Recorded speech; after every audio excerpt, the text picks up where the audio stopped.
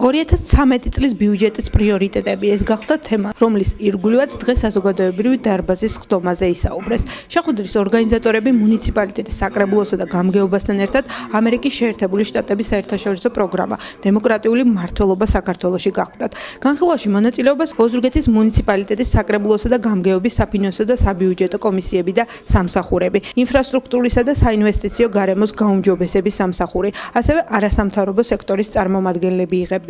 მოსახლეობის სოციალური დაცვა, კულტურა, ახალგაზრდების ხელშეწყობა, სპორტი და ტურიზმი, საგანმანათლებლო სექტორის განვითარება, ინფრასტრუქტურის, კომუნალური და სოფლის მეურნეობის განვითარება. ეს ის თემებია, რომელზედაც შესაბამისი სამსახურები საპრეზენტაციო გამოსვლისას დაკონკრეტდნენ. 2013 წლის ბიუჯეტის პრიორიტეტების საჯარო განხილვის მიზანი კი, როგორც საკრებულოს თავმჯდომარემ აღნიშნა, არასამთავრობო ორგანიზაციებიდან და რიგითი მოქალაქეებიდან წამოსული შენიშვნებისა და რეკომენდაციების გაზიარება გახდათ, რაც საბოლოო ჯამში ადგილობრივი ბიუჯეტის დაგეგმისა და გადაწყვეტილებების მიღების პროცესში სამოქალაქო საზოგადოების გააქტიურებას გამოიწვევს.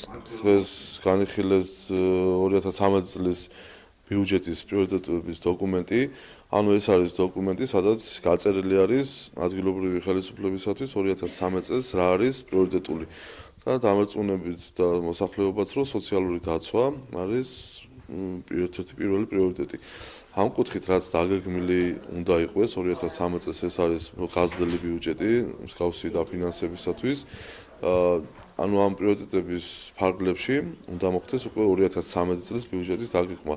ეს ერთის მხრივ ხელშეუწყობს მუნიციპალიტეტის საკრებულოს ბიუჯეტის დამტკიცების დროს პირველ რიგში გავითვალისწინოთ ეს დოკუმენტი. საკმაოდ საინტერესო შეხვედრა იყო დღეს. თვითონ დავაყენე ორი საკითხი, შესაძლებლობა მომეცა. ერთი საკითხი იყო სველი წერტილების მოწესრიგება საჯარო სკოლებში. თანაც ვახსენე, რომ აბსოლუტურად მესვის, რომ საჯარო სკოლები ორგანული კანონის მიხედვით არაა თვითმმართველობის პრეროგატივა, თუმცა შეიძლება ნებაყოფლობით ხარჯებში იქნას აღებული და სასურველია ზოგიერთ სკოლაში, სადაც არაა მოწესრიგებული, მოხდეს მოწესრიგება. მეორე საკითხი, რაც ჩემს მიერ იქნა დაყენებული, ესა ინკლუზიაზე ჩართულობის გაზრდისათვის იმ ბავშვების, რომლებიც